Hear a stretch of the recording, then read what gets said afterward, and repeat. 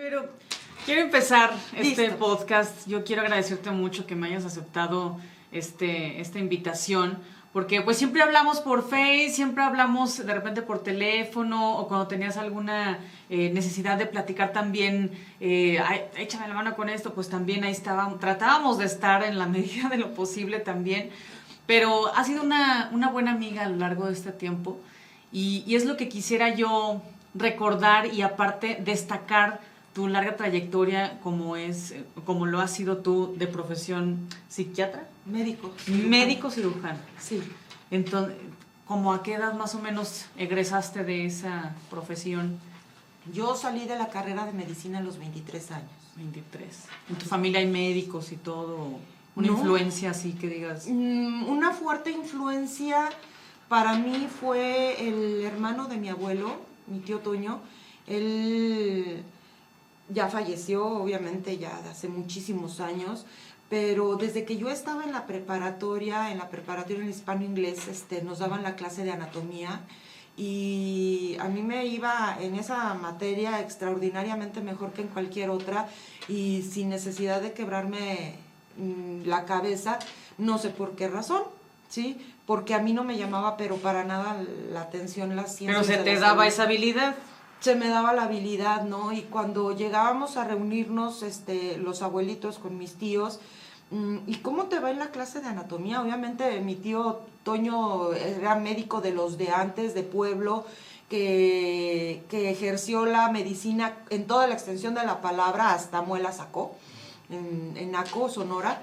Entonces sí era mucho de su interés, ¿no? Saber cómo era que a mí me iba en esa materia en especial y yo le platicaba y me decía, es que tú vas para medicina, Berito, tú vas para medicina.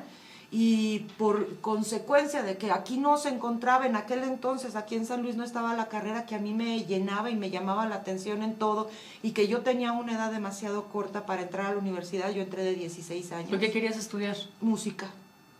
¿Querías estudiar? Nada Sí. que ver. Bueno, entre comillas, pero música. Sí. O sea, Y toda mi vida, y bueno, tal vez la palabra Dios aquí se haga presente mucho porque para mí es como mi luz, más bien es mi luz, pero Dios sabe por qué hace las cosas. Yo no dejé de estudiar música, yo estudié música estando en medicina. ¿qué? Y ¿Pero un instrumento o canto o qué? todo. Cuando yo logro entrar a medicina por descarte, porque dije yo, no, pues esta no, lo que más me llama la atención es medicina, ok, muy bien, papá, pues voy a entrar a medicina, pero... Yo le sigo con la música. Sí, yo voy a seguir con la música. El día de la graduación del hispano-inglés, bueno, para la graduación del hispano-inglés, el muchacho que tocaba el piano, yo tocaba la guitarra en la graduación, en las canciones y todo, y el muchacho el piano, y total que cada uno de los dos queríamos hacer lo que nos daba nuestra gana. Y Misqueta, que era la directora de prepa, nos mandó a que nos pusiéramos de acuerdo. Y en esa puesta de acuerdo, llegamos los dos en la plática, que no fue puesta de acuerdo, más bien fue una plática de que tanto él iba a medicina como yo, pero él ya unos años más grande. Le digo, oye, pero si tú ya estás grande. Y me dice, bueno, es que yo hice la carrera de música, hice la carrera y me fui a las misiones y bueno, pues ahora voy a presentar a medicina. Y ese muchacho entonces, Hugo Lomelí, se convirtió en mi mejor amigo. Órale. Y en mi maestro de música personal. Porque nos pusimos de acuerdo para estudiar para el examen, yo no sé a qué horas estudiamos, porque más bien empezamos a... Pues es que con medicina, o sea, ese tipo de estudios requiere bastantes horas, ¿no? Muchísimas horas para estar ahí metidas en los libros. O es un mito también, ¿verdad? Pero sí, esa carrera es muy demandante, pues, como carrera. Pues yo creo que todas, sí, o sea, si a mí me preguntan desde mi punto de vista, tuve la oportunidad de entrar a una carrera muy bonita, porque de verdad yo, cuando se termina el primer semestre, mi papá me dijo, bueno, entonces, ¿qué quería estudiar? No, medicina, me quedo. Sí, ya me había encantado, me había enamorado, y yo creo que también mucho tuvo que ver que me tocó una generación muy padre, muy bonita, compañeros que a la fecha seguimos siendo muy unidos, yo creo que menos que todos los demás, porque a pesar de que luego me ven mucho en redes sociales, no soy mucho de estar en en los chats y todo esto, y no por desinterés, sino porque luego me lleno de tantas otras actividades, Claro. que cuando ya leo los chats ya estoy desfasada en ellos, ya como que meter mi comentario ya no resulta muy propio, no es extemporáneo, pero tuvo mucho que ver y yo trabajé estando en medicina, trabajos pues hasta cierto punto formales. Durante el primer y segundo año estuve trabajando en una tienda de ropa y luego estuve en la Comercial Mexicana y luego cuando ya no fue posible por cuestiones de las guardias y todo eso, yo me puse a vender Fuller y Avon, y perdón por las marcas, pero gracias a que yo estuve vendiendo y que sí me fue bien en mis ventas, yo pude empezar a cotizar para el Seguro Social. Órale, desde entonces ya. Sí, desde entonces. Pero en temas médicos, en consultorios o sector público, no, nunca. ¿Cuándo empezaste? No, yo empecé a trabajar ya titulada, ya como médico, y bueno, yo quiero abrazar mucho ese primer empleo y agradecer mucho a la persona al doctor Luis Leal, que fue el que me dio la primera oportunidad de ingresar a trabajar en una de las áreas más bonitas, que es el área de urgencias, en el Centro Médico del Potosí. Sí, ahí yo empecé a trabajar y en el camino te vas encontrando con muchas personas a los que les debes millones de gracias, ¿no? Por haber sido un escalón o por haberse quedado mucho tiempo como tarima en tu vida. Son personajes que nunca van a pasar claro, a la historia, porque se quedan en tu propia historia. ¿El centro médico en qué época más o menos era? ¿90s o...? En el 98. 98. En el 98. Y era de los más importantes, ¿no? Todavía no había esta industria hospitalaria que tenemos en cuanto a sector privado. Era el famoso centro médico, ¿no? Era el famoso Centro Médico del Potosí, sin la torre médica, con el área verde, amarilla, de gine, de materno, azul. ¿Cómo era ese movimiento en urgencias? O sea, ¿cómo era tu día a día? Bonito, digo, yo no voy a decir que es bonito porque ves cosas bonitas, al contrario. Que puedes hacer algo por ellos, obviamente, exactamente, ¿no? Pero ¿cómo fue tu primer día en urgencias? ¿Sí lo recuerdas o no? Sí lo recuerdo, y yo nada más puedo decir que me gustó, me encantó, me gustó la dinámica de lo que es el área de urgencias. En el hospital tuve compañeros médicos con los que tuve la oportunidad de crear también una historia laboral y también amistad. En el centro médico, compañeros que hasta la fecha siguen siendo mis amigos de recepción, de conmutador. Eso es padre. Es muy, muy bonito, porque eso te habla que a pesar de que ya son 20 y tantos años, ¿sí? Sí dejaste un pedacito de ti en las personas, y como ellas los dejaron en ti, ¿no? O sea, yo puedo mencionar a Arturo, a Leti. Yo creo que eso es lo que ha ido haciendo que la vida laboral, o mi vida laboral y académica, no haya sido un peso o una losa sobre mi espalda, sino más bien haya sido muy agradable vivir cada una de esas etapas. En un momento de mi vida, mis padrinos son médicos. Mi padrino ya falleció y mi madrina aún vive, pero llegaron a ver las fotos de cuando yo estaba en la escuela y me decían: mija, ¿sí estudiabas? Porque, o sea, dentro de todo el ajetreo que implica la carrera y todo esto, no perdíamos que si íbamos a pasar de un servicio a otro, pues que hay que pedir pizza. Ya era la última media hora de haber estado rotando por medicina interna mujeres.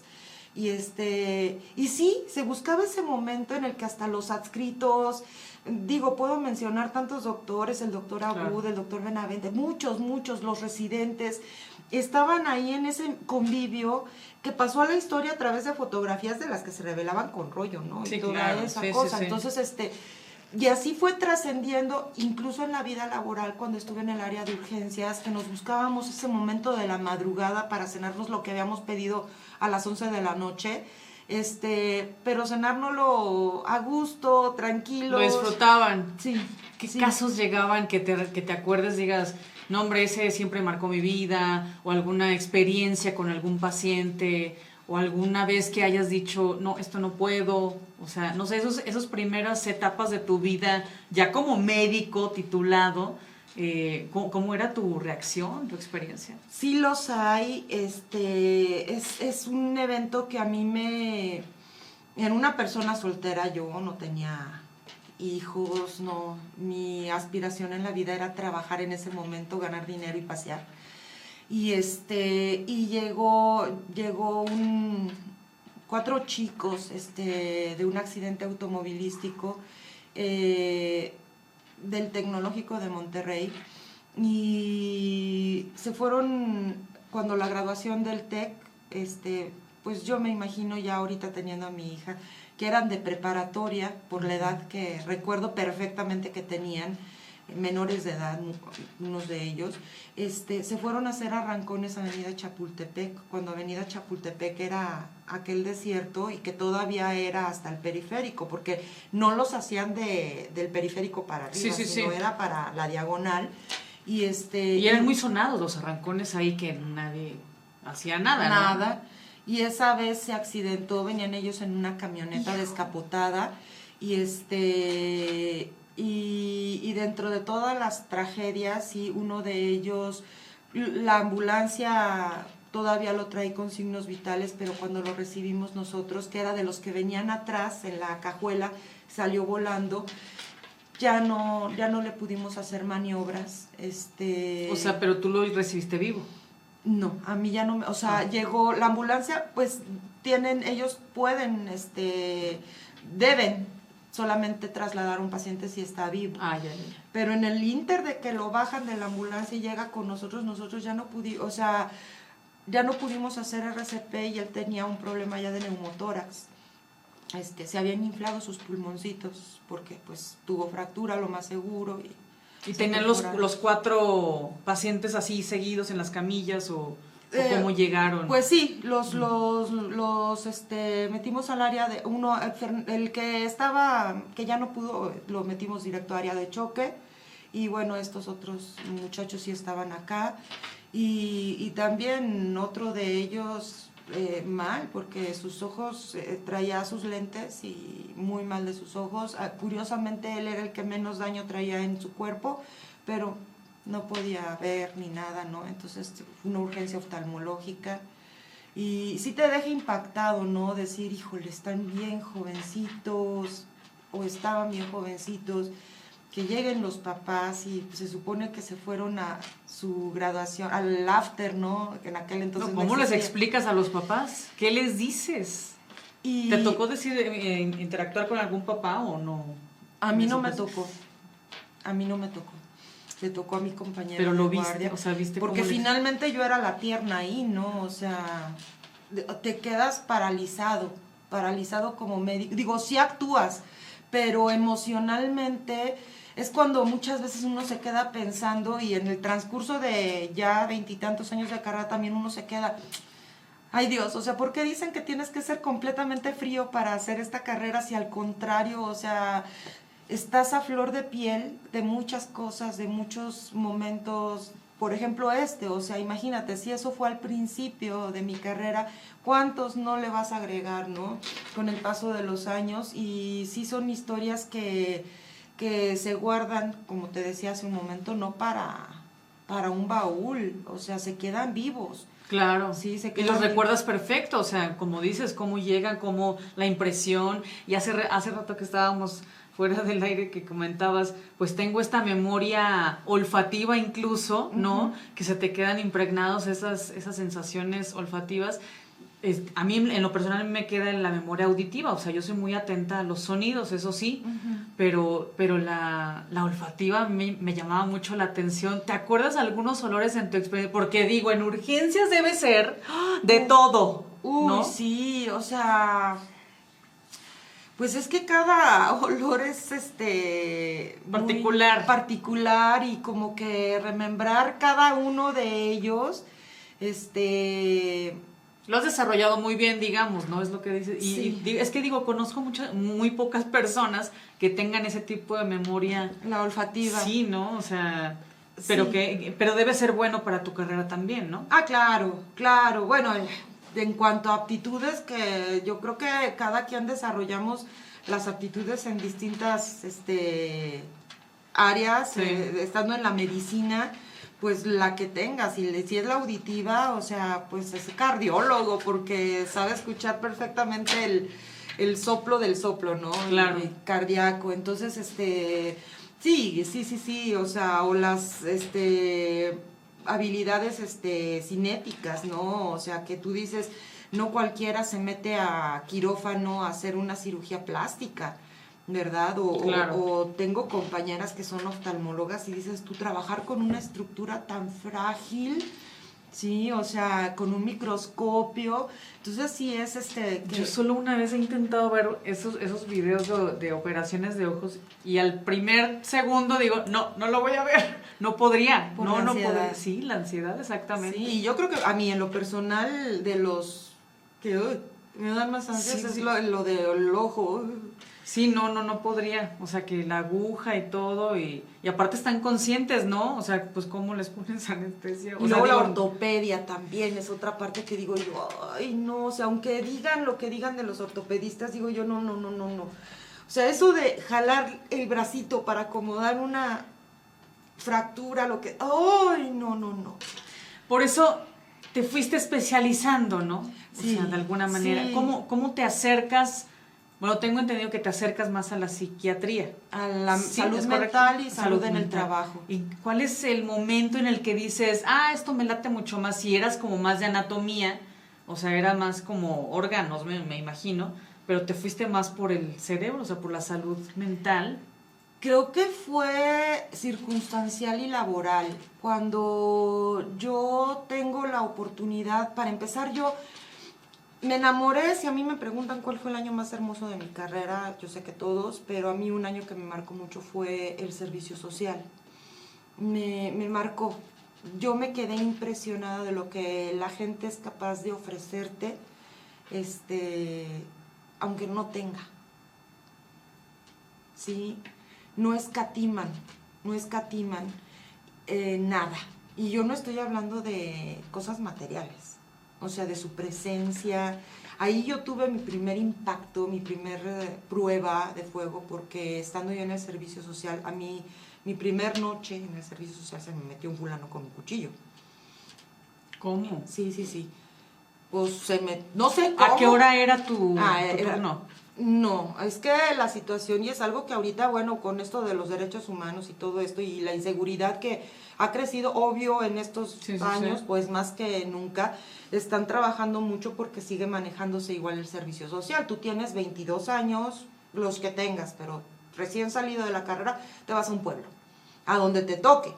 Si puedes escoger, pues escoges, si no, pues a donde te toque. ¿Y entonces cómo ocurrió? O sea, ¿dónde estabas? Pues te vas te digo, como hasta de entonces, hasta la fecha, a mí me toca irme a un ejido de la Huasteca Potosina, de Atla de Terrazas, yo lo escogí, o sea, yo no puedo decir que no, a borde de carretera, y a pesar de eso, bueno, se presentó esto.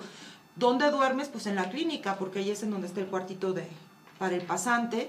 Y ahí se me metió el fulano con un cuchillo y bueno, le estoy contando, pero no te puedo explicar todo lo que hizo la comunidad, más no las autoridades. O sea, mi unidad era una unidad del Seguro Social. Uh-huh.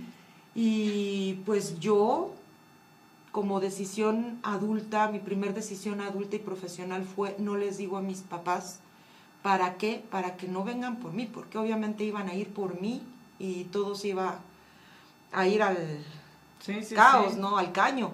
Pero sí a platicarlo con mis autoridades, tanto de la universidad como de la autónoma. Pues la solución es que pierdas el año. O sea, y que te vuelvas a la promoción y a ver en dónde te toca. O sea, cero protección. Claro. Y ves el otro lado de la moneda. Mientras tanto, la comunidad organizándose para poner protecciones, para poner cuerpos de vigilancia. ¿Te pudo más ese apoyo? Sí. Que Sí. Sí, muchísimo. Entonces, empezando desde ahí, o sea, te digo, yo abrí Le seguiste. así, ¿no? Abrí con ese acontecimiento en mi servicio social y me di cuenta de una cascada de favores que me hacía la comunidad a mí más que yo a ellos, ¿no? Claro. Y aprendí mucho de la reciprocidad y de qué bonito puedes pasar esos momentos que a lo mejor podían ser de tensión. Claro. Pero es más, mis mejores amigos se la pasaban ahí también, o sea, corrían. Te sentías más segura, segura, o sea, sí había esa seguridad y confianza. Claro. Entonces, en otros puestos de servicio social es cuando te llega como esa iluminación, digamos, Así de es. encaminar o especializarte. Sí, empezar a hacer los posgrados, los estudios. ¿Qué estudiaste? ¿Qué era lo que te encaminaba a la psiquiatría o la salud mental? ¿Qué tipo de especialización? Cuando estuve en una estancia parcial de enfermos mentales, el doctor José María Hernández Mata, él fue el que me invitó a estar ahí. ¿Pero le pensaste o dijiste sí? Sí, luego. ¿De veras? Sí. Más que nada por el concepto Okay. de cómo era la estancia, cómo se manejaba la estancia. ¿Y dónde está esa estancia? No sé si todavía funcione. Yo la dejé precisamente por la cuestión de que tuve a mi niña. Ah, ok, sí, ok. Pero fue cuando empecé a ver esto y luego empezó a salir lo de la medicina legal y del trabajo, cuando me ofrecen el trabajo en el ISSSTE. O sea, fue de oportunidades y yo creo que de oportunidades que acepté. Pero, ¿qué era para ti tratar con pacientes de salud mental? Pues que son personas y que les tocó la de malas, que su enfermedad no fuera una enfermedad como la presión arterial, como la gripe, sino que es una enfermedad que daña su psique. Y que desgraciadamente todavía hasta este momento siguen estigmatizando y rezagando y calificando a los pacientes psiquiátricos, incluso en un problema que ahora se ha visto tan arraigado como es la ansiedad y la depresión. Claro, lo vimos en las Olimpiadas, ¿no? Por ejemplo, esta gimnasta. Claro, con esta Simón. O sea, dices tú, ¿cómo puede ser posible que ella está en un episodio de estrés, ¿sí? Exacerbado? O sea, lo más seguro es que ella ya lo traía, ¿sí? Pero se ve exacerbado en el momento, ¿no? Y críticas y críticas y críticas. No, o sea, por eso se llama salud mental. Y mientras no veamos a la salud mental como parte del todo del ser humano, entonces no vamos a poder, ¿sí?, empatar y a dejar de criticar esos problemas que son más comunes de los que podríamos imaginar. Nada más que la gente se queda callada. Y se queda callada precisamente por la presión social. Claro. ¿Cuántos años estuviste en esa estancia? Fueron casi 2 años. 2 años. Fueron casi 2 años. Pero intensos, me imagino. Ah, claro. Y eso agrégale que como te digo, uno está tiernito, tienes 3, 4 trabajos. Entonces sí te vas involucrando mucho en esa área o en otras, ¿no? En las que te sientes atraído, comprometido, de la par de la estancia de día estaba también mi trabajo en urgencias. Okay. Y No, y aparte lidiar con tu propio estrés, o sea, quiero imaginar que también era al mismo tiempo de, a ver, tengo que controlar. Pues en aquel entonces no. En aquel entonces no, porque como te digo, estaba yo tiernita, siempre he tenido el problema de la hiperactividad, que tú ya me has conocido bastante bien. En aprovechar cada minuto del espacio del día y todo, yo creo que antes más que ahora, porque bueno, ya después de que pasan ciertos años como que dices tú, bueno, vamos recapacitando un poco más respecto al tiempo, pero... Y obviamente también todas las lecciones aprendidas, ¿no? Te van diciendo, cálmate, tranquila. Claro. Pero sí, tenía un botón de encendido que no se apagaba. Literalmente. Literal. ¿Y te gustaba volver a estudiar tus casos de tus pacientes? O sea, sí eras como muy empedernida en estar atendiendo el tema. Fíjate que no, o sea, me iba metiendo a lo que seguía, o sea, next, me tocó algo muy padre, perdón, pero me tocó algo muy padre porque también dentro de mi segundo trabajo fue, pero empatado con el primero, o sea, mi segunda oportunidad laboral fue en DIF municipal y en las unidades médicas rurales. Y cuando estaba en las unidades médicas rurales tuvimos la oportunidad de tener varias capacitaciones y siempre que decían diplomado no sé dónde, curso de no sé qué, yo, o sea, sí, ir para adelante, una experiencia muy padre que hasta la fecha yo, bueno, también como muchas experiencias atesoro, es que tuvimos la oportunidad de ser enviados a la Sierra Gorda de Querétaro, el equipo de DIF del área médica, a un curso de medicina tradicional. Entonces fue maravilloso, o sea, maravilloso porque vimos, bueno, cuánta cosa no te puedas imaginar, o sea, la aromaterapia que en aquel entonces no existía o no estaba tan boom, lo llevamos y son cosas muy padres que te regala la misma gente de ahí, ¿no? Patti, nunca se me va a olvidar el nombre de la que nos estuvo guiando en ese curso porque fueron distintas personas, pero el hacer estufas rurales, todo eso, para venir a aplicarlo acá, estaba muy padre, muy padre, son experiencias que te digo, entonces sí era como que esos cursos que a lo mejor dices tú, más que el valor curricular, tienen un valor de crecimiento personal, y bueno, sí lo tenían el valor curricular, pero tienen un crecimiento impresionante, porque también la experiencia del viaje, ¿no? Con tus compañeros que son una cosa en el trabajo y cuando vas y convives con ellos en un retiro de esa magnitud. Los conoces a fondo totalmente, claro. Y también, o sea, hasta la fecha, Dora Tello sigue en el DIF y ella fuera mi jefa y no, una mujer admirable. Bueno, tantas personas que puedo recorrer, Maribel Cruz, que hasta la fecha es maestra de la Facultad de Enfermería y atesoro tanto su amistad, sus lecciones, todo, o sea, su andar por la vida que ha sido también impresionante y ha antepuesto sus sueños, sus ideales sobre otras cosas. Entonces, ya para ese entonces, pues la vida te fue llevando en esa construcción de lo que eres ahora, ¿no? De una profesión que ya es muy especializada y por lo mismo te acercó a espacios públicos como el ISSSTE, como el penal. ¿Cómo llegas a esos espacios tan importantes y muy medulares de un sistema de gobierno, de una administración pública tan importante? O sea, digo, que todas las administraciones públicas son importantes porque usan recursos públicos y porque son personas, como dices, son atención de personas, y específicamente hablando de los penales, son personas que cometieron errores voluntaria o involuntariamente, o que los obligaron o no, en el caso, por ejemplo, de las mujeres, pero me imagino que ha sido la experiencia de las más importantes de tu vida. ¿Cómo haces el salto de esas pues estancias que pues atendías pacientes de enfermedades mentales, pero ahora, ¿no? A dar ese salto a... Yo ya estaba en la estancia de enfermos mentales y sucedió algo muy curioso.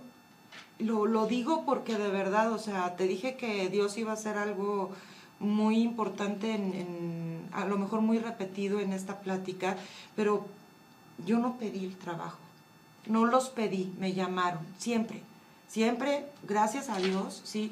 Y tu trabajo habló por ti, digamos. Sí, o sea, y yo quiero imaginarme eso porque en el mes de noviembre del 2001, a mí me empieza a hablar la doctora Lourdes Patricia Guadalajara, que en paz descanse, diciéndome que, doctora, fíjese que alguien me pasó una referencia muy bonita suya y yo quiero que trabaje aquí con nosotros en el tutelar para menores. Y así como que, sí, pero pues ahorita no puedo. Estaba en el centro médico, Pero no fue como otras veces que decías, sí, claro. No, o sea, ¿no te llamó la atención desde el principio? No, porque sí tenía muchas actividades, muchas. Entonces, y yo así como que, no, pues no, y no, pues no. Total que en el mes de enero, le digo, a ver, óndale, va. Y acepto entrevistarme con ella. Fue una entrevista que más que entrevista yo la puedo platicar así, fue plática. Platicamos cerca de 2 horas en su oficina, en el tutelar para menores, porque así se llamaba. Sí, sí, sí. Y ¿cómo ve, doctora? Entonces nos vemos el lunes.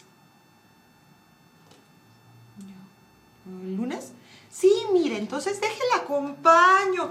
No, hombre, me acompañó y me presentó con la dentista, con la enfermera. Pero no habías dicho que sí. No.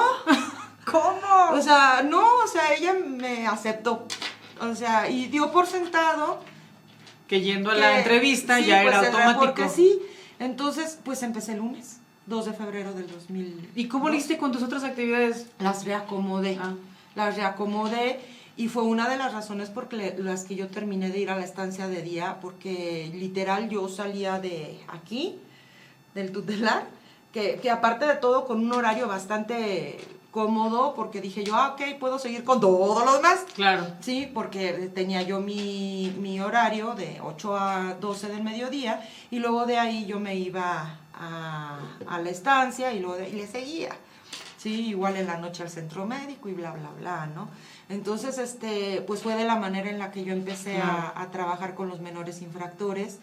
¿En qué? Ya trabajabas ahí cuando nos conocimos, yo me acuerdo. Claro. Ya estabas en el tutelar. ¿Cómo cuánto tiempo llevabas ya? No, pues yo creo que ya llevaba un buen, porque yo a ti ya te conocí, pero por culpa de Interapas. Sí, es que fue por otra situación, una circunstancia diferente, pero que sí tenía que ver con tu forma de ser, de que, claro, a ver, yo no me quedo callada, y aparte eras fan del noticiero, esa era la otra cosa, ¿no? Así es. En donde yo trabajaba, yo era la reportera, y no sé si me buscaste a mí o mi jefa me asignó tu tema, no me acuerdo cómo estuvo. A ver. Te recuerdo, sí, te digo que, o sea, mi memoria es así como que muy vivida. Y esa vez me toca que pido yo permiso en el trabajo en el tutelar precisamente, para ir a Interapas a resolver un asunto. Ahorita no me acuerdo qué asunto era, pero decía yo, bueno, ok, lo arreglo. Desde entonces hay problemas con ese organismo y luego... O sea, lo resuelvo, ¿sí? ¿Cuál? Que llego yo y me dan una fichita en aquel entonces de cartoncito y todo, y pues bueno, me senté, ¿no?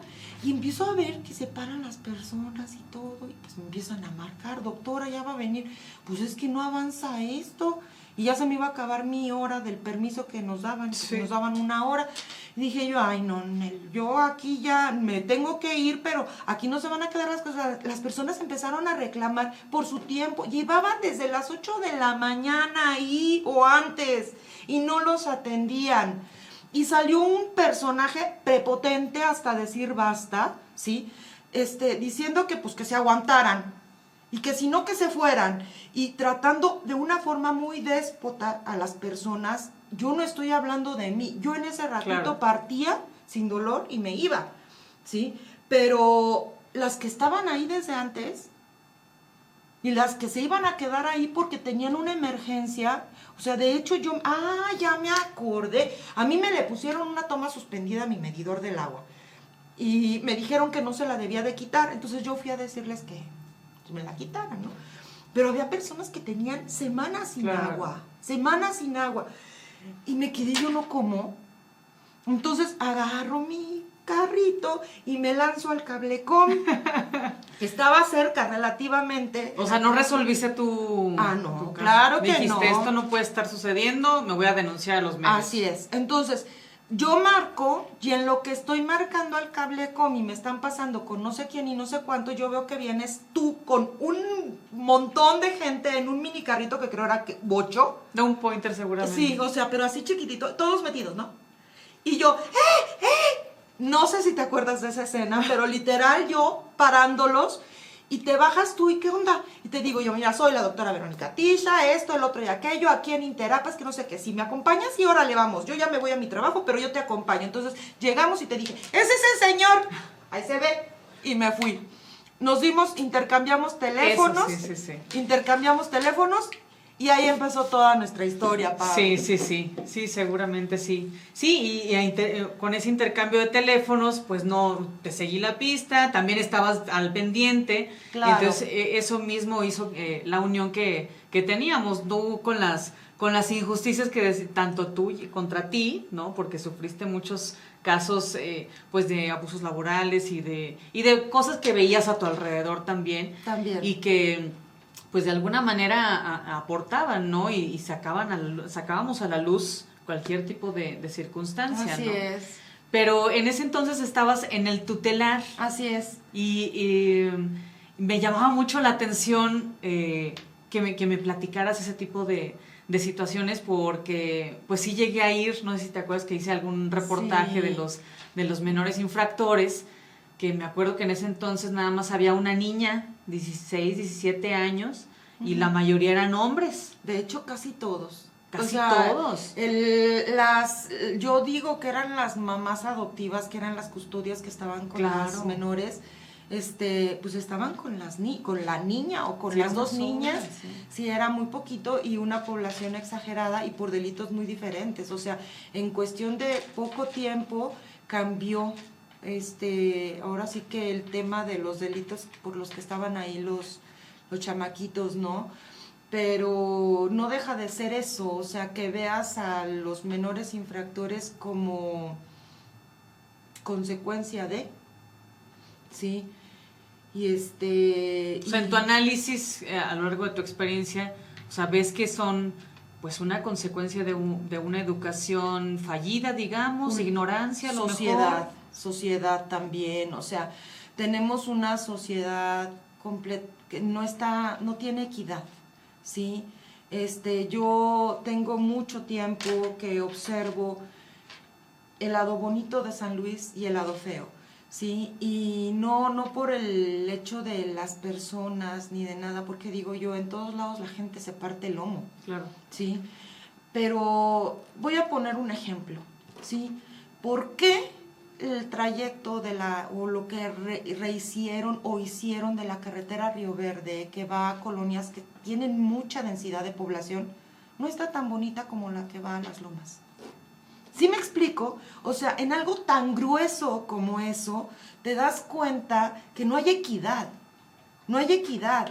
Y entonces la misma gente de una manera inconsciente está recibiendo el mensaje. Claro. Para la autoridad. Y reaccionan a eso. Claro, para la autoridad valgo menos. Mira la calle que me ponen aquí o que no me ponen. ¿Cuántas calles sin pavimentar ves en la zona de Lomas, en Miravalle? O sea, 0 calles sin pavimentar. Pero y son colonias relativamente nuevas. Pero te vas al otro lado y cuántas calles siguen sin pavimentar. Claro. En casas que llevan cimentadas, bueno.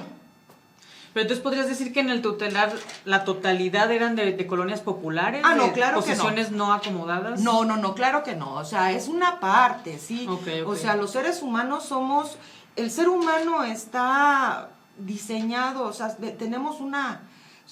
somos parte de la antropología, o sea, de hecho somos antropología nosotros, o sea, cada ser humano es distinto, singular, y entonces pues obviamente lo que me hace a mí ser como soy es no solamente mi educación, mi educación, lo académico, sino también tiene que ver mi cultura, y no estoy hablando de mi cultura de todo lo que he leído, no. ¿Sí? Sino de cómo he sido criada, en dónde he sido criada, el ambiente en el que he sido criada, tanto familiar como mi entorno escolar, como mis amigos, como todo tu multiuniverso, porque somos, de veras, nosotros tenemos muchos universos que nos están creando, nos van armando, somos como leguitos, ¿sí? Pero nos hace pedacitos, o sea, vaya, somos súper maravillosos. Sí, claro. Lo que has vivido tú, que la verdad es que también he tenido la oportunidad de conocer tus historias personales, es muy diferente a lo que yo he vivido, y entonces es cuando entramos a esa parte del juicio, ¿no? ¿Qué dignos o con qué dignidad nos sentimos para juzgar a la otra persona? ¿sí? Para estar haciendo o dejando de hacer lo que está haciendo. Y entonces es en ese momento en el que dices tú, bueno, yo me posiciono aquí, porque soy la doctora de esos niños. Y desgraciadamente esos niños luego iban y buscaban a la doctora, a la dentista, a la enfermera, precisamente porque querían platicar o abrirles un poquito de su vida, ¿no? Que obviamente estaban los psicólogos, pero a ciertas personas dentro del sistema lo veían como, ay, es que a él lo tengo que ver, no es que lo quiera ver. ¿Sí me explico? Claro. Ellos han crecido con ese rechazo también. Así es. Y luego llegas al tutelar y más rechazo. Así es. Y tanto de niños que, bueno, venían de familias de dinero, ¿sí? Que también decías tú, o sea, ¿qué dinámica familiar tendrían en su familia para que hayan caído en esto? ¿Sí? No sabes, porque la verdad es que no sabes. Y ellos te podrían haber platicado su versión, pues de acuerdo a su edad, porque pues son menores, o sea... Y tú que estudiaste también anatomía, la base de la medicina nada menos, pues tú sabes en qué formación está su cerebro, ¿no? Su salud mental incluso. El desarrollo de su personalidad, ¿no? Exacto. O sea, todavía están en una fase del desarrollo de la personalidad. Muy delicado, ¿no? Claro, por supuesto. Entonces, eso era muy, muy serio. Y bueno, o sea, yo al menos estando ahí, lo que yo pude percibir es que psiquiatras que estuvieron a cargo fueron dos. La doctora Patti y luego la doctora Josana, que terminó también por irse. Tú llegaste a hablar con Josana en algún momento, que se fue. Y se iban por las circunstancias que se fueran. La doctora Guadalajara se fue porque batalló mucho por el cáncer, ¿verdad? Y la doctora Josana también porque tuvo ciertos roces con las autoridades.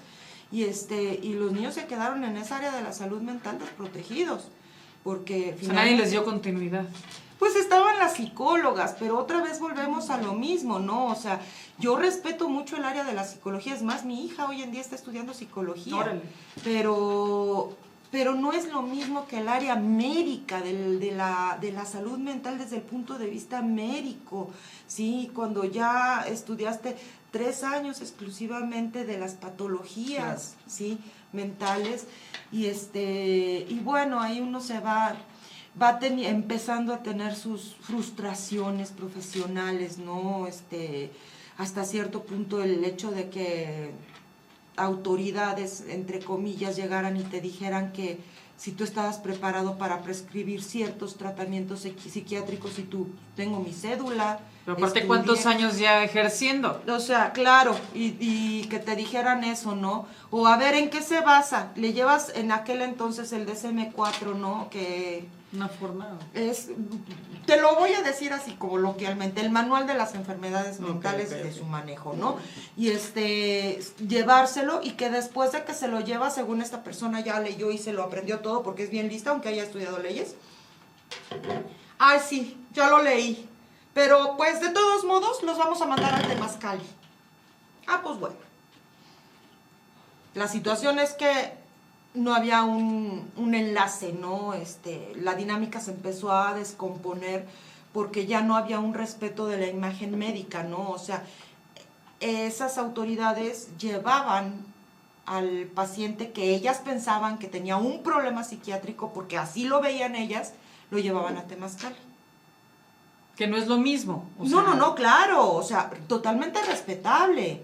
¿Sí? ¿Por qué? Porque ahí están médicos especialistas en psiquiatría y aparte de todo está enfrente, ¿no? Del tutelar. Sí, claro, pero digo, el Temazcali casi es como a la población en general y los psiquiatras que están en el tutelar eran específicamente para menores infractores, ¿no? Ah, claro, pero no, o sea, no había psiquiatra en el tutelar y preferían mandarlos a Temazcali. Pero lo ideal es que recibieran atención particular, personalizada, digamos. Para mí ese no era el inconveniente era que, por ejemplo, yo había veces que la enfermera era la que terminaba diciéndome porque, es que a fulanito ya le empezaron tratamiento porque lo llevaron a Temazcali y nos dejaron aquí la receta. Y la que tenía que hacer el requerimiento de medicamentos, pues era yo. Entonces yo iba a firmar por un medicamento que yo no había indicado. Entonces entras así como que, pues la Secretaría de Salud también te dice, ¿no? Sí, claro. ¿Por qué estás dando tu cédula y todo esto? O sea, si yo no estoy indicando ese medicamento, no me estaban pasando una contrarreferencia para que yo me diera cuenta o sea, una contrarreferencia. No quería su expediente, yo quería nada más darme cuenta qué tratamiento está siguiendo este paciente desde el punto de vista psiquiátrico, porque aparte te puede ocasionar ciertos, por así decirlo, efectos colaterales, etcétera, y tener tu conocimiento de eso, que lleguen a tener taquicardia, ansiedad, diarrea, varios... Que empeore más allá de lo que... No, estamos mejorando su cuadro clínico psiquiátrico, ¿verdad? Pero no le estamos avisando al médico del plantel, y por lo tanto el médico del plantel, si le llega con alguna reacción adversa al medicamento que le dejaron en el otro plantel, que es otro plantel, sí, o sea, no se hacía un enlace, ¿sí? Okay. Y incluso ahorita existe la medicina de enlace, pero ese enlace no se estaba respetando. Y eran varias irregularidades. Y lo manifestaba siempre, ¿no? O sea, siempre lo manifestabas. Sí, yo, mira, así como que meterme en broncas, no. Yo estuve mandando escritos, lo estuve mandando al sindicato, mandaba ahí. Me empecé a sentir bastante inconforme por muchas cuestiones. Y otra vez, a lo mejor una situación que no estaba, más bien que fue más bien algo que podría ensuciar mi reputación, me llevó, y también estuviste enterada de esa situación, me llevó a que, y yo ya había pedido muchas veces mi cambio en el sindicato, me llevó a que me dijeran que, pues que sí, que bye, que me iba, y de veras yo respiré, pero bastante hondo, no era un ambiente bonito. Claro. Desde el punto de vista profesional, porque la verdad es que deja tú que uno vaya a ser amigos o a dejar de serlos. Las personas que dentro de ese lugar, si bien no todas son mis amigas, porque pues no puedes ser amigo de todos, yo no tengo nada malo que decir de las muchachas, de las enfermeras que trabajaban conmigo, ¿sí? de la dentista, excelentes profesionistas, muy responsables, o sea, aprendí mucho de cada una de esas personas en mi vida. Otras compañeras que a lo mejor no trabajaba yo directamente con ellas del área de psicología, trabajo social. ¡Wow! Incluso de aquellas que podrías pensar que te hicieron daño, aprendes mucho, ¿sí? Aprendes mucho. Y pues fue de la manera que llegué a la pila. ¿Te asignaron? ¿Fuiste comisionada o en qué calidad comisionada? Era comisionada. Sí, comisionada, porque yo nunca perdí ¿Tu base? En el tutelar de menores, o sea, bueno, Centro de Reinserción Social. ¿En qué año más o menos llegas ahí En el 2009. ¿Era ya centro de reclusión o era...? Ya, era el Centro de Reinserción. De reinserción. Sí, social. Okay. Llegas a la grande, digamos, ¿no? Sí. Con, ahora sí, profesionales de la delincuencia, secuestradores, narcotraficantes, pero es que no me lo imagino, o sea, digo, para una periodista luego puede ser muy lleno de adrenalina tratar de entrevistar a estas personas, pero del lado psiquiátrico es cuando pueden o no darte la confianza, ¿no? De abrirse o decirte o no la verdad, o cómo es ese encuentro con estas personas. Fíjate que sucedió algo muy curioso cuando llego. Entonces la encargada de la subdirección médica me asigna 2 áreas en especial, o sea, para mí. El pabellón geriátrico, sí, y el pabellón psiquiátrico. Entonces, pues no sabes qué pensar, o sea, digo, uno llega nuevo, al lugar que llegues por primera vez eres nuevo. Sí, no puedes... No conoces la dinámica. Pues claro que no, y menos, o sea, desde el momento en el que entras y que bajas por un túnel y que bajas por el otro túnel y que pasas por la exclusa. No, y que te revisan de todas partes. Entonces, y que, bueno, tienes... ¿Qué año era, te acuerdas o no? 2009. 2009, ok. Sí, claro. 2009, yo trabajaba entonces en el ISSSTE y mi puesto en el área de medicina del trabajo era de mucho contacto con más bien derechohabiente y sindicatos, y pues te explico estos tacones que cargaba, Y yo me acuerdo que bajaba y mis compañeros me decían, doctora, el día que haya motín no va a poder correr con esos tacones. Y yo, claro que sí, o sea, en el hospital corro y mucho. Porque va a haber motín. Pero sí me explico de que te lo dicen Sí, con sí, aquella sí. tranquilidad, porque ellos están ya muy acostumbrados. No creo que eso te haga que sangre fría, nuevamente lo reitero, Claro. ¿sí? Pero te lo dicen, ¿no? Sí. Y yo, o sea, no, lo veía tan lejano, tan lejano. Y bueno, pues a mí me tocó con los viejitos. ¿Qué puede pasar? Y me tocó con los psiquiátricos. ¿Qué puede pasar?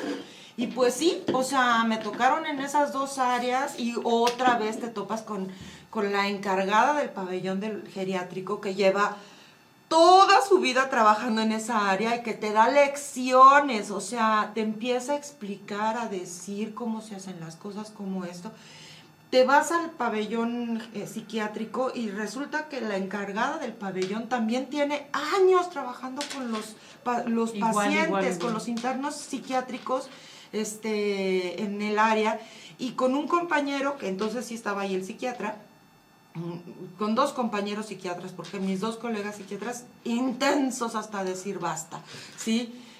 Digo, del ser intensos en todo, ¿no? Cada uno con su forma tan peculiar de trabajar y de manejar a los pacientes, y con una experiencia en el campo penitenciario que te daban lecciones. Obviamente yo trabajaba más con el del turno de la mañana porque era mi turno, Uh-huh. ¿sí? Que con el del turno vespertino, pero te das cuenta de cómo son, de cómo trabajan, y pues súper admirables, ¿no?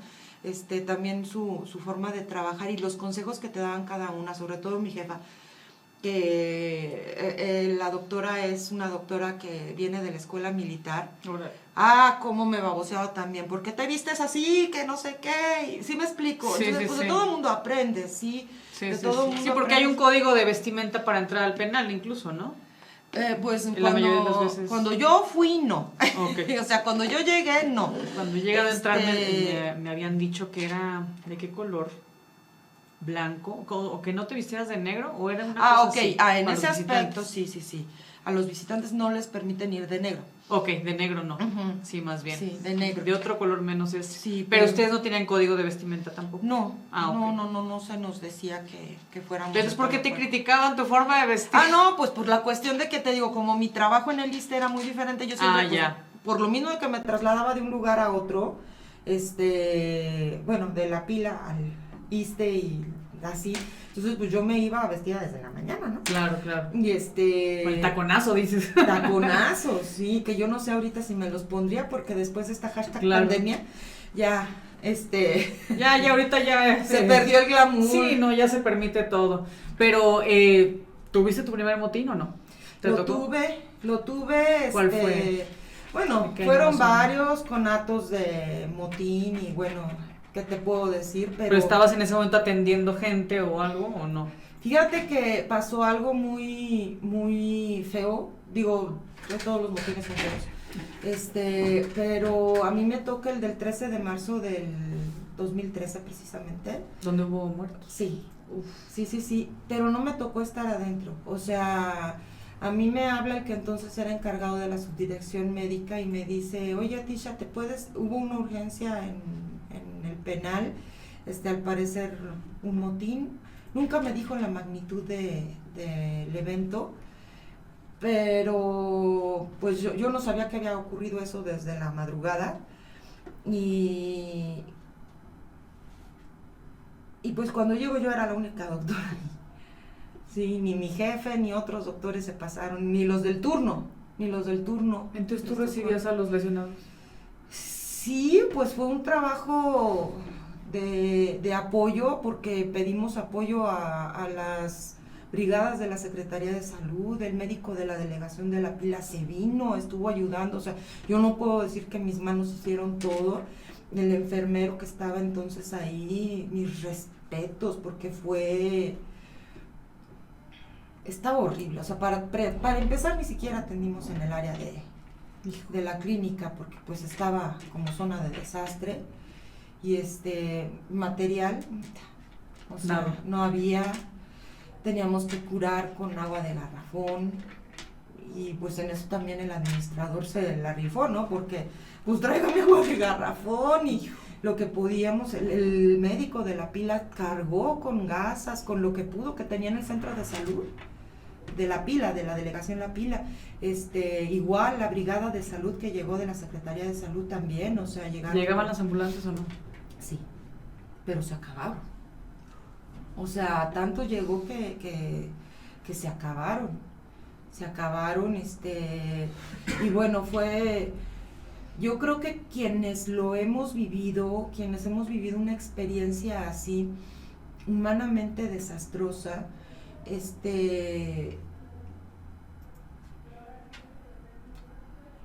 contener la emoción es muy difícil, porque sí son delincuentes, por lo que llegaron, pero son seres humanos que están sintiendo miedo, dolor. La familia los familiares, la reja, bueno, no sé si todavía esté así, pero se veían los familiares y salía yo, porque como tenían los bloqueadores de señal, salía yo a hablar por teléfono, a pedir algo o lo que fuera, y me tenía que salir para que no dieran y los familiares gritándote, ¿no? Pues todo el que saliera de ahí era culpable de lo que fuera, pero era culpable, y te chocas con eso, ¿no? Con la impotencia de que quisieras hacer más y no puedes, con muchas cosas, con tu propio miedo también, con ese miedo que tienes que controlar, que contener, porque pues yo me acuerdo que yo volteaba y veía las azoteas y estaban los francotiradores, ¿no? Porque pues estaban ahí o sea, cualquier cosa podía pasar, ¿no? Existía el CONAD, y de hecho hubo varios Estuviste en riesgo, de hecho. Ah, claro. Estuviste en riesgo todo el tiempo. Ah, claro. Y no seguían ahí los encontronazos. Claro, y no solo esa vez, o sea, digo, en ese momento lo ves de cerca, y yo me acuerdo que cuando terminamos después de muchas horas, el entonces secretario de Seguridad Pública me dice: doctora, ¿ya vio? Yo volteé y vi, porque pues para esto todas mis punzocortantes, o sea... ¿Pero a qué se refería cuando extendió la mano? La sangre. ¿Ya vio todo este cochinero? Y yo me volteé. ¿Así dijo? Sí. Y le dije yo, sí. Y me dijo, ¿y cómo le vamos a hacer? Y yo, pues yo creo que tiene personal de limpieza, ¿no? Te lo juro, Pame, que yo no sabía que era el secretario de Seguridad Pública. Después me enteré que el hombre que estaba ahí era el secretario de Seguridad. Ay, pero estoy segura que se lo volverías a decir. Pero ¿cómo te dice? Y luego te dice, ¿y ya vio, doctora, cómo están los pacientes? Oye, Pame, o sea, la sangre es escandalosa, claro, hasta decir basta. Y ahí te va otro de los olores, la sangre seca. El olor a sangre seca. ¡Wow! Traían golpes en todas partes de su cuerpo, en todas partes. Pero pues de donde más sangraron era de las partes más sangronas, que es la cabeza y las extremidades. Y si a duras penas teníamos agua de garrafón para poder limpiar y suturar, sí. Y queriendo limpiar el piso. No, o sea, o limpiarles todo el cuerpo. Y le dije yo, ¿sabe cómo va a quitarles esa sangre a los pacientes? ¿Sabe cómo? Trayendo una pipa con agua y unos zacates y limpiándolos, tallándolos, porque si no, no se les va a caer eso. O sea, en una regaderita, ¿sí? De uno por uno, nunca, claro, jamás. Qué situación tan difícil, o sea, hablar a esos niveles, ¿no? Sí. O sea, que aparte que tú estuvieras platicando con funcionarios insensibles. Y que no supieras que eran funcionarios. Porque, oye, pues, ¿quién dice eso? O sea, alguien que no sabe, o sea, piensas tú, ¿no? Automáticamente el que entonces era director, pues se fue. Porque ya sabes, después de un motín se van. Entonces, y pues despuesito, o sea, casi luego, pues ya supe quién era el señor al que le había contestado así. Creo que a los 2 días. Entonces, pues te vas a la femenil. ¿No más por decirle eso? No sé. Nos hemos puesto luego a pensar, a platicar ya después la doctora que estaba en la femenil, por las que nos permutaron, o sea, nos permutaron a la una de la otra.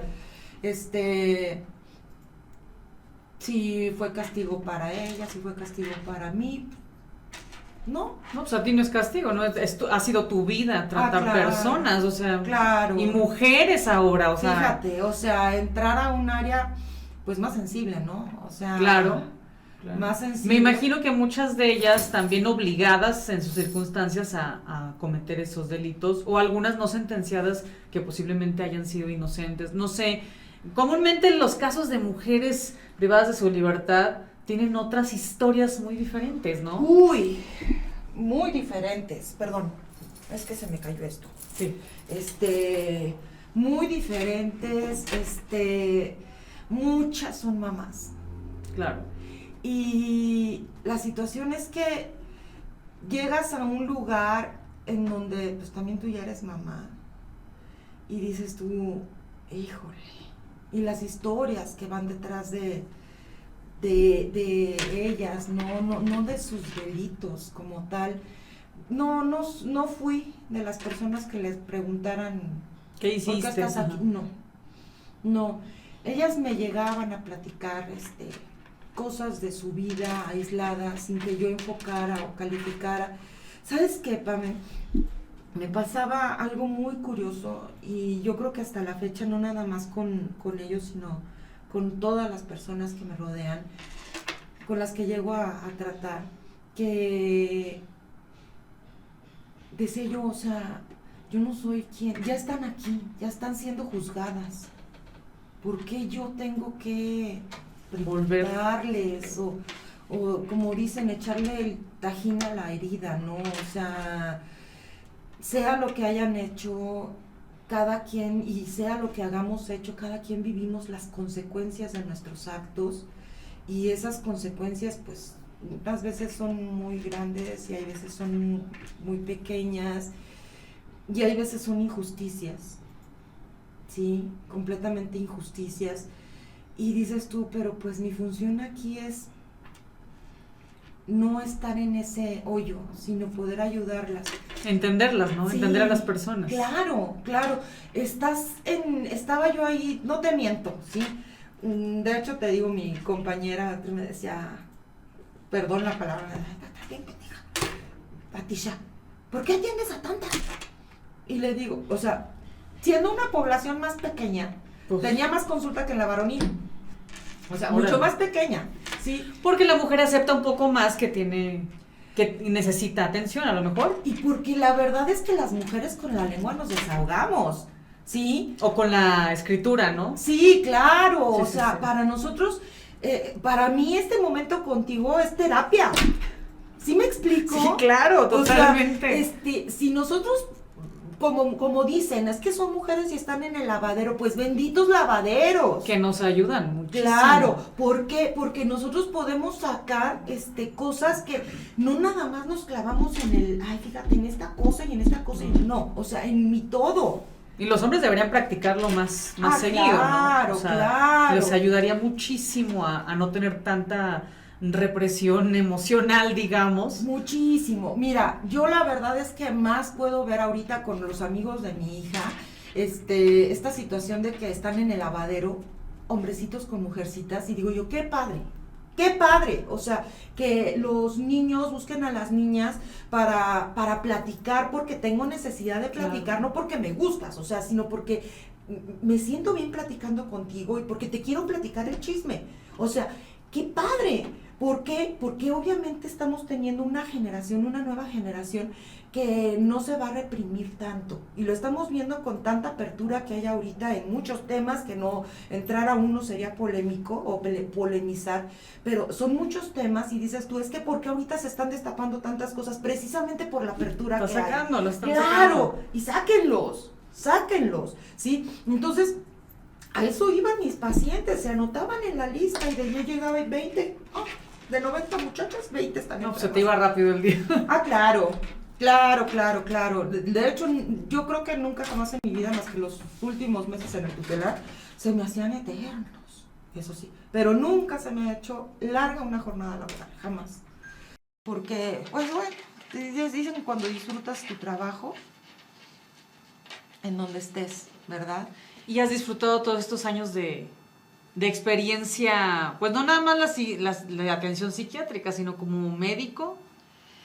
Mira, no. ¿Sí los has disfrutado o más bien has sabido aprovecharlos? O bueno, ¿a cuáles últimos años? Pues ya todos tu larga trayectoria No, en claro, el campo. claro. O sea, te digo, cada etapa profesional ha sido un largo, pero eterno y constante aprendizaje. Sí, aprendes de todos, de todo, que cuando estás, haces como como ahorita una recapitulación, dices tú, qué padre que he vivido esto, sí, porque no sería ahorita quien soy si no hubiese vivido todo lo que he vivido, ni profesional ni humanamente, ni humanamente. Te puedes atravesar con tantas experiencias que, como te comentaba yo hace un ratito, para mí los últimos 7 años de mi vida han sido Que lo divides en dos partes, dices, ¿verdad? Lo divido en dos partes, en una parte oscura, ¿sí? Caótica, y en una parte de crecimiento, ¿sí? Mi parte caótica empezó con la muerte de mi papá. Se fue, te lo voy a decir tal cual, ¿sí? Se fue la persona para quien yo pensaba que era más importante después de mi hijo. Y obviamente estoy hablando para la persona para quien yo pensaba que era más importante desde niña, ¿sí? Porque toda la vida, independientemente de lo que se haya hecho, deshecho en nuestra vida como familia, etcétera, yo me sentí eternamente amada por mi padre. Impresionantemente amada por mi padre. Siempre nació mi hija y te juro que el amor que yo sentía por mi papá lo vi quintuplicado hacia mi hija. Entonces, pues imagínate cómo me sentía yo de amada. O sea, porque que amen a tus hijos, puta. Sí, claro. No. Y era un amor, una devoción la que él sentía hacia mi hija. ¡Pum! Se me fue, ¿sí? Creo que en los días de mi vida voy a dejar de sentir su ausencia. Y no me voy a dejar de enojar porque el 14 de febrero haya llegado esa carta para todos los médicos del sistema penitenciario exigiéndonos que se nos duplicara la jornada laboral sin que se incrementara salario ni nada, como una imposición y como un acoso ya después, porque yo no pude vivir el duelo a mi padre, porque yo tenía ni un mes de haberlo perdido,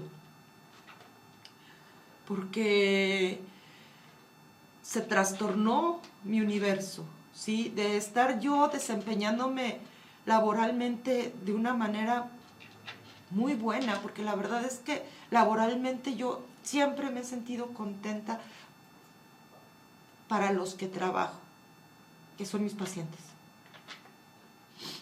Pero en ese momento yo era el ser humano que velaba por y que lloraba por la pérdida de mi papá y al mismo tiempo por la compañera de trabajo que sabía que se estaba cometiendo una injusticia laboral.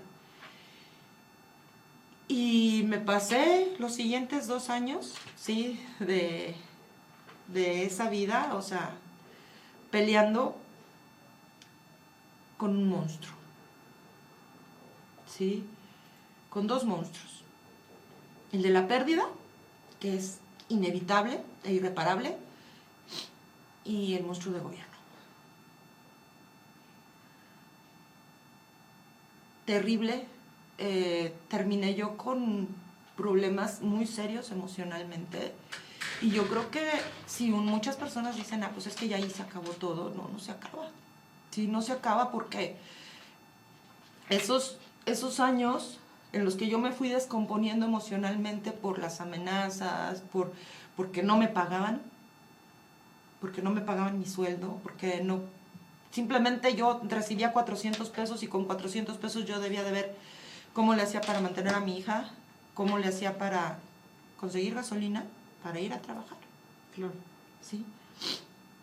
Y que a los meses te saquen como delincuente de la pila porque ya no tienes permitido entrar al plantel por órdenes de un director que ahorita ya ni está, o sea, desde hace años, ¿sí? Y estar viviendo esa serie de cosas, porque luego ahorita se platican y pues podrías platicarlas muy fácil, pero vivirlas en el día a día no es tan fácil. Y que termines descompuesta emocionalmente al grado de que te despersonalices, porque cuando ya estábamos con el cuarto sindicato, y ya había entrado la siguiente administración, pues que iban a buscar un acercamiento con las autoridades, y en el momento en el que empiezan las autoridades otra vez a amenazarte, a decirte que tú, que estás mal, que el origen en parte ha sido porque manifiestas que hay escasez de insumos y pues hay muchas carencias a final de cuentas, ¿no? Fíjate que no sé si fue eso, sí, porque sí lo llegué a manifestar, sobre todo en su momento lo llegué a manifestar a mi jefe inmediato, porque era quien yo, y a Derechos Humanos, porque Derechos Humanos mandaba, o sea, las chicas de la femenil mandaban escritos a Derechos Humanos de que no se les había dado su medicamento. Pues no se les había dado porque no había. Sí. Y Derechos Humanos nos pedía a nosotros que contestáramos, y nosotros así como que, pues, ¿de dónde me lo saco, mija? ¿Sí? O sea, yo no soy dueña de los billetes aquí. El medicamento no lo hay y no sé por qué. Entonces, yo le explicaba a mi jefe y le mandaba escritos y le mandaba escritos. Yo no sé si fue eso, porque pues no fue nada más, yo, fuimos todos los médicos,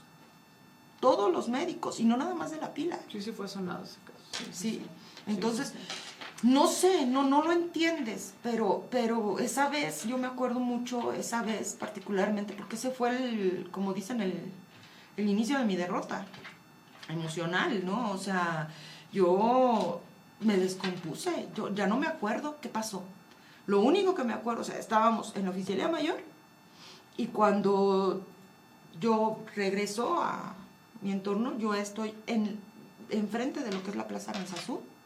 Me habían llevado mis compañeros hasta allá, ya se dieron por terminada la reunión, no sé, Pam, y de ahí no sé muchas cosas, ¿sí? Porque yo tuve un síndrome de estrés postrauma, terrible, o sea, bueno, yo creo que ningún estrés postrauma es bonito. Claro. Sí, o sea, pero yo personalmente lo digo, es lo más horrible que puedas vivir, o sea, los medicamentos que te dan, cómo vives en un estado de irrealidad, por lo mismo, no sé si fue esa vez o después, yo nada más me acuerdo que despierto y estoy en un cubículo y mi mamá acostada en el piso del Seguro Social. No me puedo acordar, Pablo, no me puedo acordar. O sea, viviste momentos de shock, pues, importantes a raíz de todo esto. Sí. ¿Y cómo te vas poco a poco reconstruyendo rumbo a esa segunda parte de tu vida, que me imagino que todavía estás reconstruyendo? Mi mamá fallece. Okay. Mi mamá fallece a los 2 años. Y obvio, todas las personas a tu alrededor, incluyendo familia, ¿no? Es que tienes que ser fuerte. Es que tú eres la doctora. Es que tienes que ser fuerte. No, bueno. ¿Sí? Y sientes una presión impresionante en tu entorno, aparte de la presión que tú misma te exiges como mamá, ¿sí? De que ves a tu mugrerillo ahí, ¿no? Y que amas todo. Y sí te descompones. Claro. Te descompones mucho más. Decides de cierta forma soltar. Sí, en el día que nosotros tuvimos el juicio, sí, que fue hasta después de 10 meses de que falleció mi madre, ese día yo salí y dije, hasta aquí, no sé si todo está ahí, conciliación, y aquí está la capilla de Guadalupe donde está mi mamá y mi papá, y les dije, hasta aquí, madre, que sea lo que Dios quiera, ya no puedo. Y no, todavía no se acababa, Pam. Todavía no se acababa, porque al año siguiente vivimos esta experiencia de la señora esta que fue a golpearme a mi casa, a consecuencia un compañero patológico de mi hija. Desgraciadamente uno no es feo, uno no es sucio, no es mentiroso. Uno piensa que las personas realmente te hablan con la verdad. Y pues otra vez, sí, o sea, cuestiones legales y situaciones muy tristes que también fueron arrastrando a mi hija, y que todas las personas que se han visto involucradas, por ejemplo, en ese conflicto, no se ponen a pensar. O sea, cuando yo me acuerdo que en algunas las partes sindicales decían, es que doctora, usted tiene que ir y que tiene que estar, ¿y con quién dejo a mi hija? O sea, si no tengo una chacha, no tengo una nana, claro, no tengo a mi mamá. Una falta de empatía totalmente. Sí, o sea, sí, no sí, tengo. sí. Y aún así, de veras, Pam, me puedo ir a los tiempos pasados del tutelar, en los que casi a punto de salir, en los que me hacían ir hasta 4 veces. Bueno, llegaron a ir por mí al ISSSTE, con custodio así. Doctora, la autoridad fulana de tal quiere que se presente ahorita acá. Nada más se volteaban las secretarias. Ay, doctora, pero con esos tamaños. Sí, sí, sí. ¿Sí? En la noche, igual, en la madrugada, vete a la pila, o sea, no está a la vuelta de la casa, ¿sí? A la pila con tu niño y déjala en el estacionamiento, porque como no tienes con quién dejarla, tú tienes que ver cómo fregados, aunque tu contrato diga que es de 8 a 12, ¿sí? Bueno, te vas a ir a la madrugada cuando te hablen. ¿Por qué? Pues por fallas del sistema, ¿no? Entonces, y resulta que sucede esto y dices tú, ¿y entonces para qué hice todo aquello? ¿Por qué me fui ese sábado a las 7 de la mañana a cubrir un motín si yo ni los sábados ni tengo que estar ahí? Claro. ¿Sí? Poniendo en riesgo tu integridad. No, pues vales. O sea, de todos modos te friego, porque te friego. Y te ves toda descompuesta y, como dicen, tiene que haber un hasta aquí, ¿sí? Que sucedió lo de este muchachito, otra vez mencionó a Dios, ¿sí? A lo mejor me tuvieron que romper la nariz.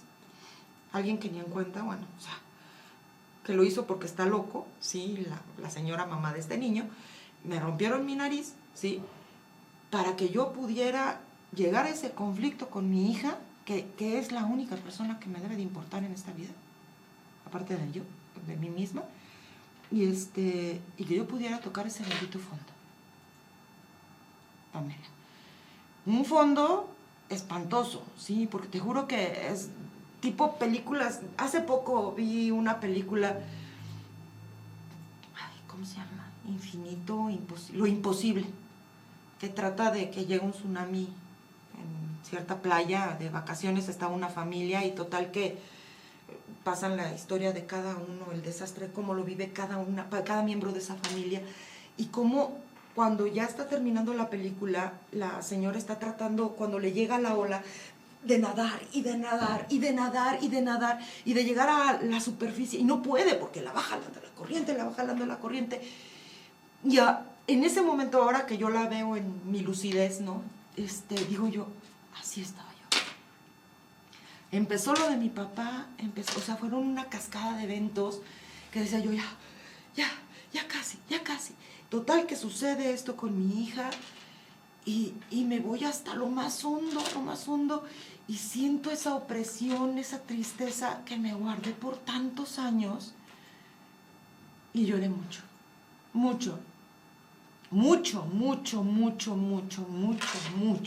O sea, no lloré un día, no lloré 2, o sea, lloré mucho, al grado de que una de mis mejores amigas,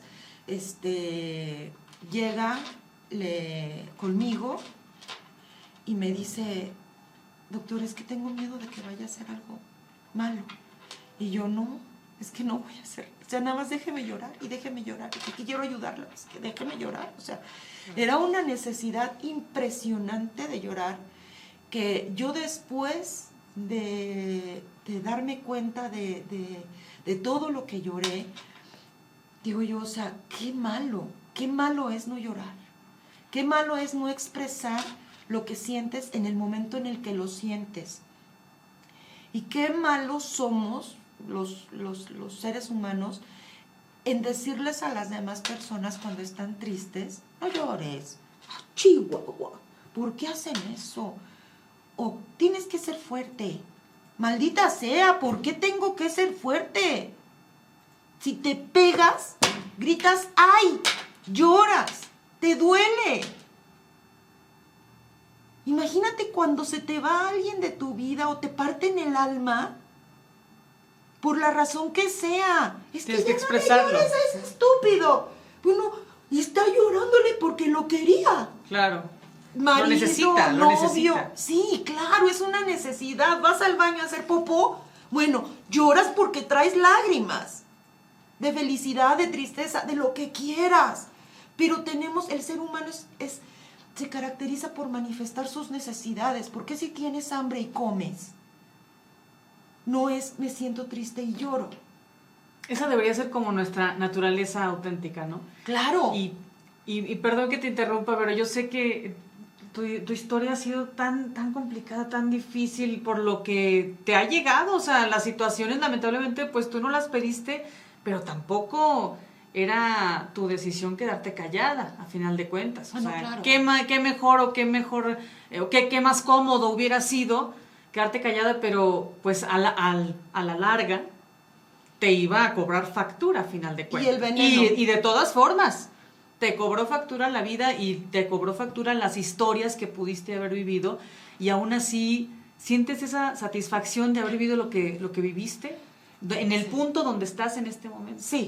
Sí, mucha.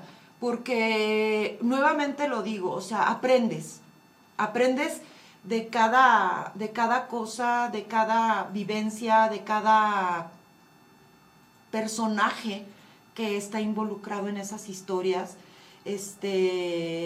No se me va a olvidar que después de ese momento crítico que te platico, en el que no se me va a olvidar, y voy a decir el nombre de Herminia porque tengo muchos ángeles en la vida, tengo mis amigas que a lo mejor no son muchas, pero son las mejores, ¿sí? Y ella particularmente le habla al papá de mi hija, que es donde estaba mi hija, y le dice que le expresa su miedo, el miedo de ella, ¿sí? Y le dice, no, o sea, es que yo creo que ella se va a matar, va a ser una tontería. Y él le dice, pues, que lo haga, es que ella está loca, necesita ayuda profesional. Y ahorita te voy a decir, ¿verdad? Necesita ayuda profesional. Es más, yo se lo pago. Yo me acuerdo que a mí cuando ella me lo contó, ya después de un buen tiempo, me dice, doctora, le voy a decir esto porque estoy muy decepcionada de este personaje. Y le dije yo, no se preocupe, Hermí, yo también me decepcioné. Y qué bueno, porque te voy a decir, Pam, yo viví enamorada de él desde que lo conocí, hasta ese momento. Y enamorada y no correspondida, o sea, tú lo sabes, ¿sí? Nada correspondida. Yo necesitaba verlo realmente como era y darme cuenta que ni yo ni su hija le importa como debería de importarle, ¿sí? A pesar de que yo siempre le di su lugar en toda la extensión de la palabra, él no me la dio. Él no me lo dio y yo permití que no me lo diera. ¿Sí me explico? O sea, inconscientemente, por tenerlo en un pedestal, decir, pues, ¿qué tiene? ¿Sí? Y también, cuando a mí me lo dijo, no me sorprendió Hermí, no me sorprendió que me lo dijera, porque dije yo, o sea, yo, de verdad, yo empecé a ir a terapia desde que estaba en segundo año de medicina, porque me dio una crisis de ansiedad, misma que cuando yo me senté en el consultorio del doctor Hernández Mata, que, bueno, o sea, después fue mi jefe, para qué te cuento, pero que yo me senté, yo ya no sentía nada, ¿sí? Pero ya no lo solté, porque otra vez volvemos a lo mismo, platicar es lo más bonito del mundo. Y más platicar de esas cosas que no puedes platicar con todo el mundo, puta, mejor. Entonces yo desde el segundo año de medicina estuve en terapia. Cuando pasa lo de mi papá, pero a la voz de Jack, yo le hablé a la tanatóloga. No, pues que necesitan psicólogo, no, pues que la psicóloga. Empezó lo del problema laboral, no, pues que con el psiquiatra. Sí, o sea, todo el tiempo estuve así. Y cuando sucede lo de mi hija, No, hombre, o sea, me fui con el psicólogo, con el psiquiatra y alineación de chakras, acupuntura, Claro. o sea, no, o sea, ahora sí que servicio completo. Buscaste ayuda, a final de Decía cuentas. otra de mis queridísimas amigas, ¿sí? Mi comadre, Angélica, me decía, no coma, pues hazte el servicio completo, ¿sí? Me doy el servicio completo, que la alineación de chakras. Todo. Sí, que el masaje, que no sé qué, que los cuarzos, que bueno, no, o sea, todo. Y colgarme de Enrique, que es hasta la fecha un coach de vida, porque dicen que cuando ya terminas la terapia, pues es tu coach, ¿no?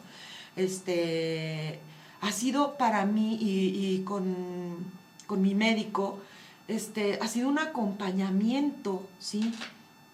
Constante. Mi terapeuta en tanatología, que también la quiero mucho, que se ha convertido parte de mi vida, Lolis, también, o sea, no deja de estar en mi vida. Claro. Y llega el momento en el que dices tú, pues es que lo que dices es lo que tienes adentro, ¿no? O sea, necesita terapia, pues ¿quién necesitará más la terapia? ¿Sí? Ni modo. Ya otra vez vuelvo a lo mismo. Yo no voy a juzgar, porque la vida al final de cuentas nos enseña, nos da lecciones, y no digo que nos castigue, nos enseña, ¿sí? A punta de lo que sea. Entonces, pues cada quien recibiremos nuestras lecciones en su momento. Yo siento que a mí ya me ha enseñado mucho, pero quiero seguir aprendiendo, ¿sí? Estoy abierta a seguir aprendiendo, y tan abierta que pues este último año y medio, el último año, 7 meses, pues se nos vino un reto que se llama pandemia. Nada menos, ¿no? Así es. Y pues a final de cuentas, pues sí, eres psiquiatra y conoces todos los métodos de atención para personas, pero tú también eres una persona, ¿no? Entonces no te has olvidado de eso. Yo te admiro muchísimo por esa situación, porque a final de cuentas sabes pedir ayuda, sabes por dónde puede ser alguna solución, y a lo mejor no somos perfectos, ¿no? En el camino que se le llama vida, pero estás en esa construcción, y qué mejor que también al lado de tu niña adulta ya pronto. Próximamente. Y pues yo te agradezco muchísimo, Vero, que hayas podido aceptar este espacio.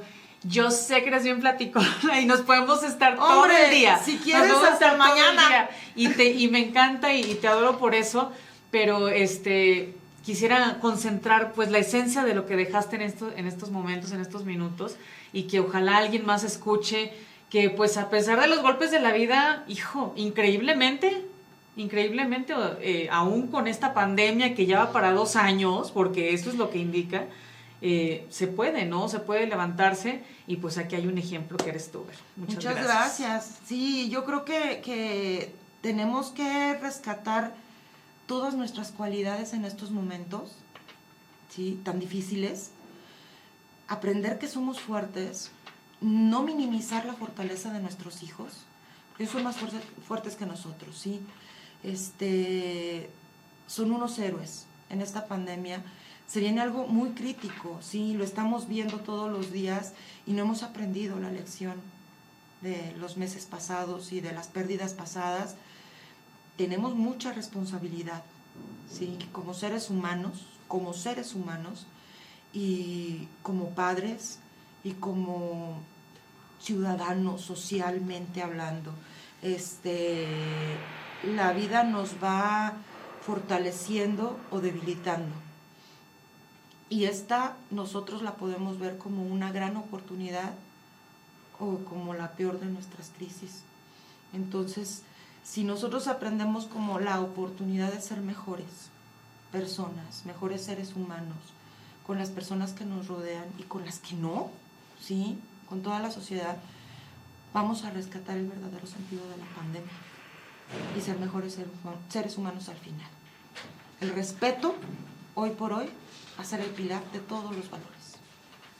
Y así tiene que ser. Muchas gracias, Vero. A ti, Hasta pronto. Pame, gracias por la invitación. Gracias.